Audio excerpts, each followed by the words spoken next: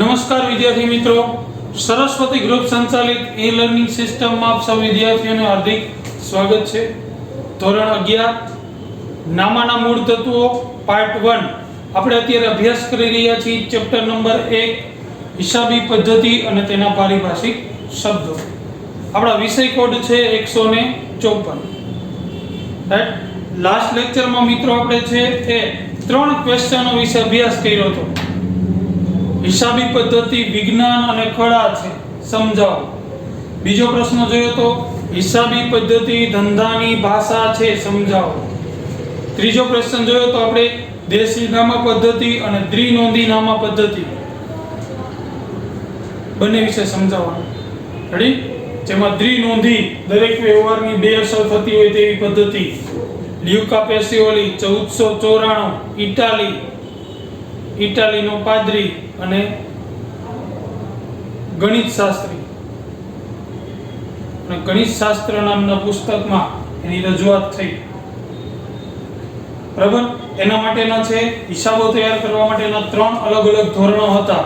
વેપારી ધોરણ, રોકડના ધોરણ અને મિશ્ર ધોરણ, જેના વિશે આપણે ચર્ચા કરી ગયા હતા। હવે ત્યાર પછીનો આપણે ક્વેશ્ચન જોવાનો છે હિસાબી પદ્ધતિના લક્ષણોના નામ જણાવો। આપણે 3 ક્વેશ્ચન જોઈ ગયા હતા। ત્યાર પછીનો ક્વેશ્ચન નંબર તમારો થશે 5મો। રાઈટ? પહેલો ક્વેશ્ચન આપણે જોઈ ગયા હતા નામાનો અર્થ। ક્લિયર? બીજો પ્રશ્ન જોઈ ગયા હતા, બીજો, ત્રીજો અને ચોથો। આપણો 5મો ક્વેશ્ચન થશે હિસાબી પદ્ધતિના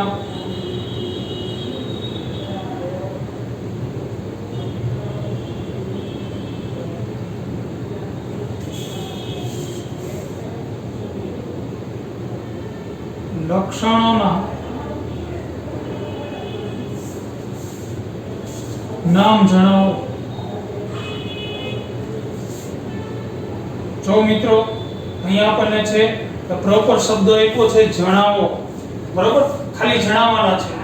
જો જણાવો અને સમજાવો, જો જણાવો કીધું હોય તો માત્ર ખાલી નામ જ લખવાના હોય, પણ એવું કીધું છે નામ આપી સમજાવો તો મુદ્દો લખવાનો એને સમજાવવાનો। રેડી? 5 માર્કમાં પૂછાઈ શકે એવો પ્રશ્ન હોય તો સમજાવો એવું કીધું હોય, 2 માર્કમાં પૂછાઈ શકે હોય તો માત્ર જણાવો। રેડી? તો એના લક્ષણો યાદ રાખવા માટેનું સૂત્ર, આ સૂત્રનો ઉપયોગ તમારે ક્યાંય પરીક્ષા આપતી વખતે કરવાનો નથી।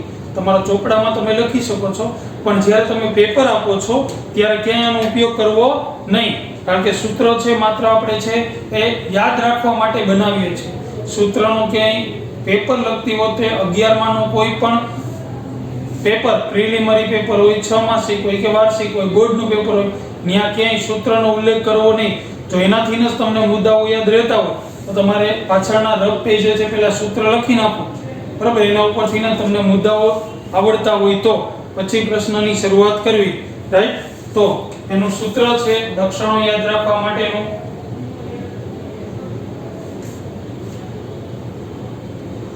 નાફે વ અજની।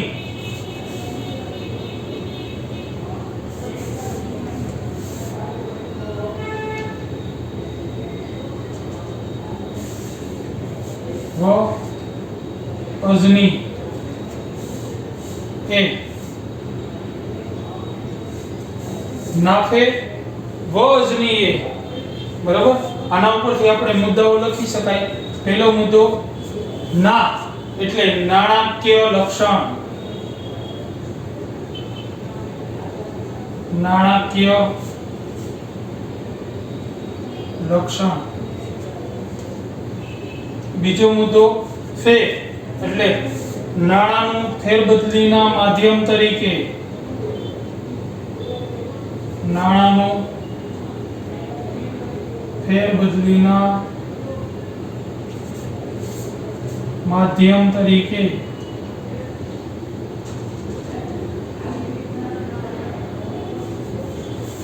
મુદ્દા નંબર 3 વ એટલે વ્યવહારોનું વર્ગીકરણ અને વિશ્લેષણ. વ્યવહારોનું વર્ગીકરણ અને વિશ્લેષણ. ત્યાર પછી ચોથો મુદ્દો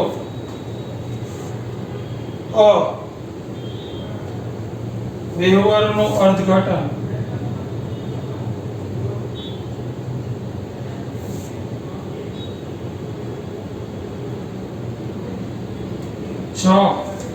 જથ્થાત્મક માહિતી.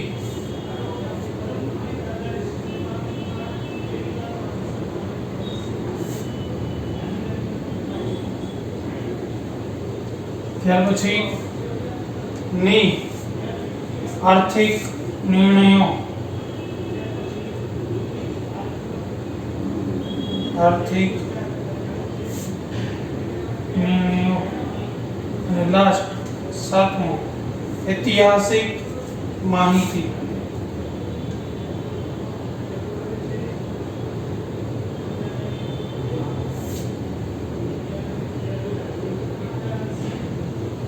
ઐતિહાસિક માહિતી. રાઈટ. તો આ પ્રમાણે છે એ એના લક્ષણોની યાદી. રેડી. જો આ પ્રશ્ન આપણને છે એ 2 કે 3 માર્કમાં પૂછાય છે, ખાલી એવું કીધું છે લક્ષણો જણાવો, તો માત્ર આપણે મુદ્દાઓના નામ લખવાના છે. પણ જો 5 માર્ક તરીકે એવું પૂછાય કે લક્ષણો સમજાવો, તો પહેલા મુદ્દો લખવાનો, પછી એને સમજાવવાનો. આપણે 1 by 1 સમજીએ. નાણાકીય લક્ષણ. તો આપણે હિસાબી પદ્ધતિની વ્યાખ્યા જોઈ ગયા હતા કે હિસાબી પદ્ધતિ એટલે હિસાબી અથવા નામું એટલે ધંધાના એવા વ્યવહારો કે જેને નાણાકીય એકમમાં માપી શકાય તેવા વ્યવહારો નોંધવા. બરાબર. નાણાકીય એકમમાં માપી શકાય તો નાણાકીય લક્ષણ, હિસાબી પદ્ધતિ એ નાણાકીય લક્ષણ ધરાવે છે એમ કહી શકાય. કારણ કે હિસાબોમાં માત્ર એવા વ્યવહારોની નોંધ થશે કે જે નાણાંમાં માપી શકાય. બિન નાણાકીય વ્યવહારો હિસાબી ચોપડે ક્યાંય નોંધવામાં આવતા નથી. એવા જ વ્યવહારો નોંધાશે કે જેનું તમે માપન છે નાણાંમાં કરી શકો. માટે કહી શકાય કે ધંધાના દરેક વ્યવહારો, હિસાબોમાં લખવામાં આવતા દરેક વ્યવહારો છે એ નાણાકીય લક્ષણ ધરાવે છે. આ પહેલો મુદ્દો. તમારે મુદ્દો લખી, જો 5 માર્કમાં પૂછાય છે તો મુદ્દો લખી અને 3 પોઈન્ટ એરો કરીને 3 પોઈન્ટ અલગ અલગ સમજાવી શકાય. ક્લિયર. ત્યાર પછીનો બીજો પોઈન્ટ છે નાણાંનો ફેરબદલીના માધ્યમ તરીકે. આપણે છે ઇતિહાસ વિશે ચર્ચા કરી ત્યારે જોઈ ગયા હતા. જ્યારે આપણે ઇતિહાસ વિશે ચર્ચા કરી ત્યારે જોઈ ગયા હતા કે જ્યારે કાયદેસર રીતે આદિમાનવ આ તે વગેરે જોઈ ગયા હતા ત્યારે વસ્તુની લેવડ દેવડ થઈ હતી. જ્યારે નાણું અસ્તિત્વમાં ન હતું ત્યારે ફેરબદલીના માધ્યમ તરીકે બદલા પદ્ધતિ કે સાટા પદ્ધતિનો અમલ થતો.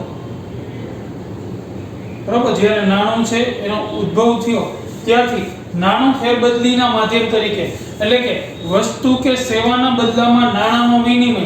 એનો મતલબ એવો કે ધંધામાં જેટલા વ્યવહારોનો લેવડ દેવડ થાય છે, વિનિમય થાય છે, એ દરેક વ્યવહારમાં છે એ નાણું છે માધ્યમ તરીકે હોય છે. એટલે કે કાં તો રોકડથી વ્યવહારો થાય છે, કાં તો ઉધારથી વ્યવહારો થાય છે, પણ એનું માધ્યમ શું હોય છે તો કે નાણું હોય છે. તેથી કહી શકાય કે ધંધાના દરેક વ્યવહારો, હિસાબી વ્યવહારો છે એનું માધ્યમ શું હોય છે તો કે નાણું. ક્લિયર. આવું તમે સમજાવી શકો. ત્યાર પછી વ્યવહારોનું વર્ગીકરણ અને વિશ્લેષણ. ત્યાર પછી આપણે આપણી વ્યાખ્યામાં જોઈ ગયા હતા કે ધંધાના એવા વ્યવહારો કે જેને નાણાકીય એકમમાં માપી શકાય તેવા વ્યવહારોને છે નોંધવા, પછી એનું વર્ગીકરણ કરવું અને એનું અર્થઘટન કરવું, વિશ્લેષણ કરવું. બરાબર. તો ધંધાકીય એકમમાં હિસાબી ચોપડે જેટલા વ્યવહારો નોંધાશે એ પહેલા છે એક જગ્યાએ કોઈ જગ્યાએ નોંધાશે બધા વ્યવહારો સાથે. વર્ષ પૂરું થશે એટલે દરેક વ્યવહારોનું વર્ગીકરણ કરવામાં આવશે. એટલે કે એક બાબત સાથે સંકળાયેલા વ્યવહારો એક જગ્યાએ, બીજી બાબત સાથે સંકળાયેલા વ્યવહારો એક જગ્યાએ નોંધી અને એનું વિશ્લેષણ કરવામાં આવશે કે કયા વ્યવહારોને કારણે છે એ ધંધામાં કયા વ્યવહારો કેટલા પ્રમાણમાં થયા, કયા વ્યવહારો કેટલા પ્રમાણમાં થયા એનું માપન કરવામાં આવશે. તેથી કહી શકાય કે ધંધામાં હિસાબી ચોપડે નોંધાતા દરેક વ્યવહારોનું નોંધણી થઈ ગયા પછી એનું વર્ગીકરણ અને વિશ્લેષણ કરવામાં આવે છે. ત્યાર પછીનો પોઈન્ટ છે આપણો વ્યવહારોનું અર્થઘટન. પછી એનું અર્થઘટન થશે. દરેક વ્યવહારો જે તમે હિસાબી ચોપડે નોંધી લીધા છે એનું વર્ગીકરણ કરી નાખ્યું છે, એનું અર્થઘટન કરી, એનું વિશ્લેષણ કરી નાખ્યું છે. હવે એનું અર્થઘટન થશે. અર્થઘટન કેવી રીતના થશે? તો કે આખા વર્ષ દરમિયાન ખરીદીના વ્યવહારો કેટલા, એટલે કે ધંધાકીય એકમના ચોપડે જેટલા વ્યવહારો નોંધાયેલા છે એ નોંધાયેલા વ્યવહારો ઉપરથી એનું વર્ગીકરણ અને અર્થઘટન થઈ ગયા બાદ એનું વિશ્લેષણ કરી અને યોગ્ય માહિતી પ્રાપ્ત કરવામાં આવે છે. રેડી?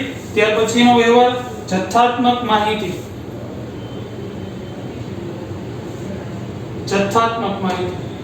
બરોબર? ત્યાર પછી અર્થઘટન થઈ ગયા પછી આપણી પાસે જથ્થામાં માહિતી હશે, એટલે કે ખરીદીના વ્યવહારો, વેચાણના વ્યવહારો, ખર્ચના વ્યવહારો, આવકના વ્યવહારો જે જગ્યાએ નોંધાશે તમે ટોટલ કરીને એવું નક્કી કરી શકશો કે આખા વર્ષ દરમિયાન ખરીદી આટલી થઈ, વેચાણ આટલું થયું, ખર્ચ આટલો થયો, આવકો આટલી થઈ, આટલી છે ઘાલખાત પડી, આટલા પૈસા લેવાના છે, આટલા પૈસા દેવાના છે.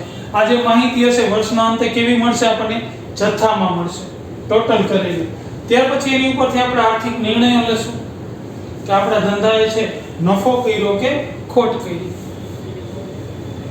જો નફો કર્યો તો હવે છે નવું સાહસ ઊભું કરવું છે, નવો પ્લાન્ટ લેવો છે, નવા યંત્રો લેવા છે.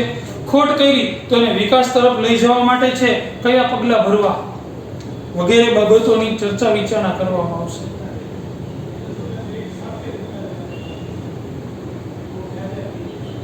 બરાબર છે? ત્યાર પછી એમ થશે ઐતિહાસિક માહિતી.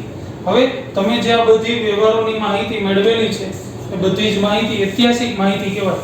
એનો મતલબ એવો કે હિસાબી ચોપડામાં માત્ર એવા જ વ્યવહારો નોંધવામાં આવે છે જે વ્યવહારો ભૂતકાળમાં થઈ ગયા હોય. આપણે કોઈ વ્યવહાર એવો નથી નોંધતા કે જે ભવિષ્યમાં થવાનો હોય, કારણ કે હિસાબી ચોપડે છે જે વ્યવહાર નોંધાઈ જાય એ વ્યવહાર થઈ ગયેલો હોવો જોઈએ. થવાનો એવો વ્યવહાર ન નોંધાય.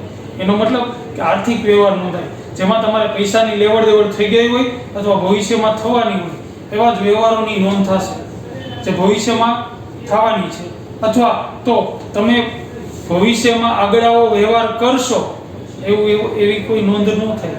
ઐતિહાસિક માહિતી જ નોંધાય ભૂતકાળમાં થઈ ગયેલા જ વ્યવહારો. અને એની છે ભૂતકાળમાં નોંધેલા વ્યવહારો જેટલા છે એની માહિતીની જરૂર જો તમારે ભવિષ્યમાં પુરાવા તરીકે જરૂર પડે તો આવી માહિતીનો ઉપયોગ કરી શકાય. અથવા આજથી 5 વર્ષ પહેલા ધંધાએ કેટલો નફો કર્યો હતો એ તમારે જાણવું હોય તો એ 5 વર્ષ પહેલાના છે તમે ચોપડાઓ ચેક કરી અને જાણી શકો છો. બરાબર? એની માહિતીની તુલના તમે બીજી માહિતી સાથે કરી શકો છો. ક્લિયર? તો આ પ્રમાણે છે એ તમે ઐતિહાસિક કે ભૂતકાળની માહિતી મેળવી શકો છો. રાઈટ? તો આપણો આ પ્રશ્ન હતો જે તમને જો 2 કે 3 માર્કમાં ખાલી જણાવો એમ કે તો તમે આટલું લખી શકો છો. પણ જો એમ કે જણાવો અને સમજાવો, બરાબર છે, તો તમારે છે એ દરેક મુદ્દાઓ પણ લખવાના અને નીચેના પોઈન્ટ પણ સમજાવવાના રહેશે. રેડી? ત્યાર પછીનો પ્રશ્ન વિશે ચર્ચા કરીએ, એટલે કે 6થો પ્રશ્ન, હિસાબી પદ્ધતિની પ્રક્રિયા સમજાવો. આપણો ક્વેશ્ચન નંબર છે એ 7 છે, હિસાબી પદ્ધતિની પ્રક્રિયા.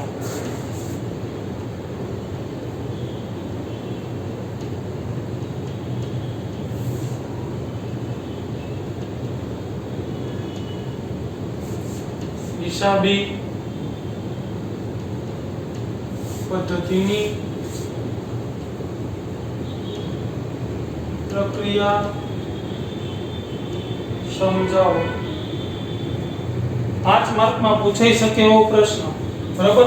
આ પ્રશ્નના મુદ્દાઓ યાદ રાખવા માટે આપણી પાસે સૂત્ર છે.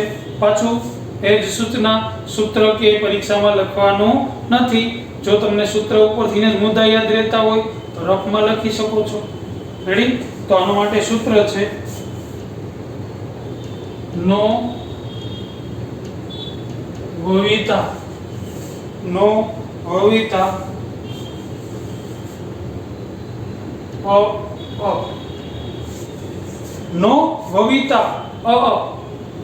રેડી? એમાંનો પહેલો મુદ્દો જોઈએ તો પહેલો જ મુદ્દો છે નોંધણી. બીજો મુદ્દો છે નોંધણી થઈ જાય પછી શું કરવાનું હોય? આપણે આગળ ચેક કરી ગયા વર્ગીકરણ થાય તો એ લખશો વર્ગીકરણ. ત્રીજો મુદ્દો વર્ગીકરણ થઈ ગયા પછી તો કે એનું વિશ્લેષણ થાય.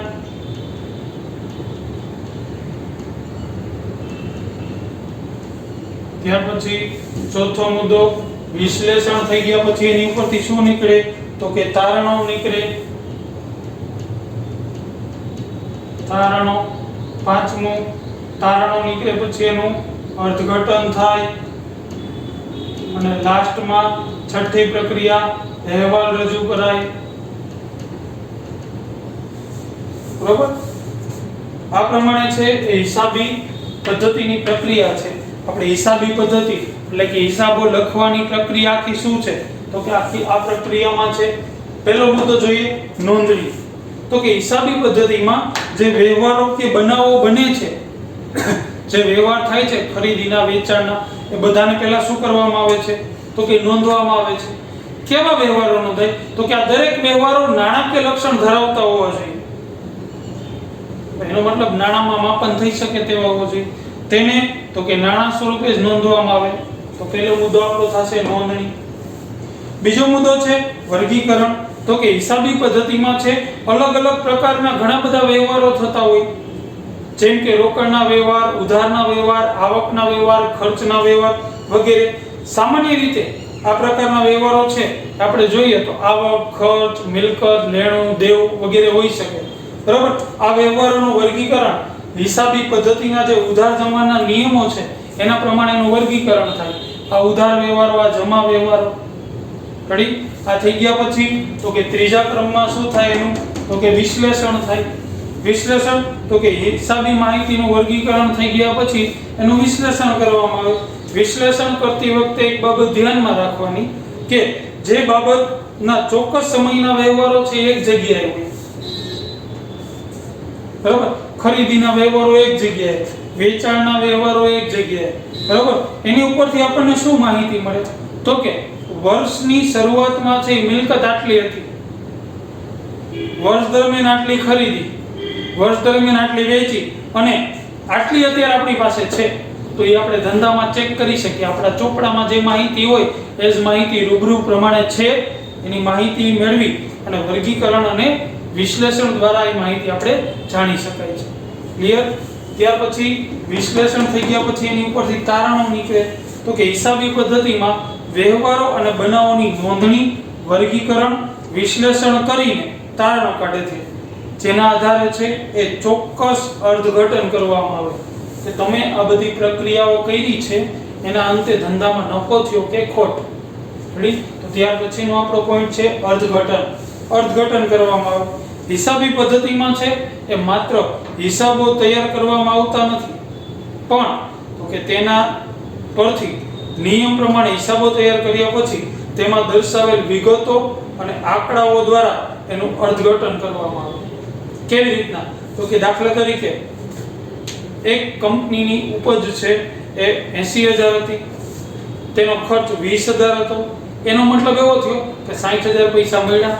ઉપજ 80,000, ખર્ચ થયો એની સામે 20,000, 60,000 નો વધારો મળ્યો. તો હિસાબી પદ્ધતિ દ્વારા છે હિસાબોનું અર્થઘટન કરી અને આપણે પરિણામ મેળવી શકાય. જો આપણને પરિણામ સ્વરૂપે નફો મળ્યો, 80,000 આવક થઈ, 20,000 ખર્ચ થયો, તો 60,000 નો નફો મળ્યો. અર્થઘટન કરી શું કરી શકાય? તો કે પરિણામ મેળવી શકાય અને લાસ્ટ પ્રક્રિયા અહેવાલ રજૂ કરી શકાય. તો કે આપણા દ્વારા જે હિસાબો તૈયાર કરવામાં આવે છે તે અનેક પક્ષકારો એ નાણાકીય માહિતીનો ઉપયોગ કરી અને અગત્યના નિર્ણયો લેતા હોય છે.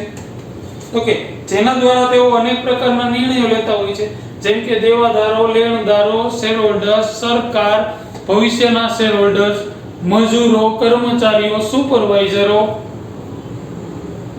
બરોબર, વિદેશી રોકાણકારો, એ બધા આપણી કંપની સાથે જોડાવું કે ન જોડાવું એ અંગેનો નિર્ણય લેતા હોય છે.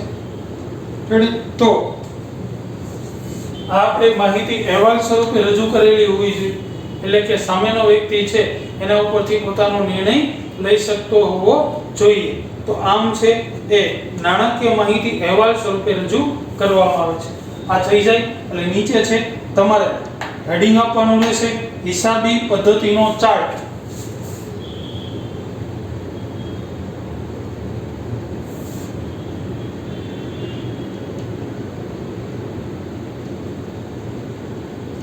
બરાબર, આ પ્રમાણે હેડિંગ આપી અને નીચે છે એ 3 બોક્સ જે પ્રમાણે તમને સ્લાઇડમાં આપેલા છે, 3 બોક્સ, એની અંદર જે વિગતો છે એ વિગતો લખી અને નીચે જે પ્રમાણે એરો કરીને લખેલું છે ત્રણેય નીચે એ તમારે લખી લેવાનું રહેશે. રેડી? તો પહેલા છે 5મો ક્વેશ્ચન, જણાવો કીધું છે એટલે માત્ર મુદ્દાઓ જ લખવાના રહેશે. જો પરીક્ષામાં પૂછાય સમજાવો તો મુદ્દાઓ લખીને તમારે સમજાવી દેવાનું રહેશે.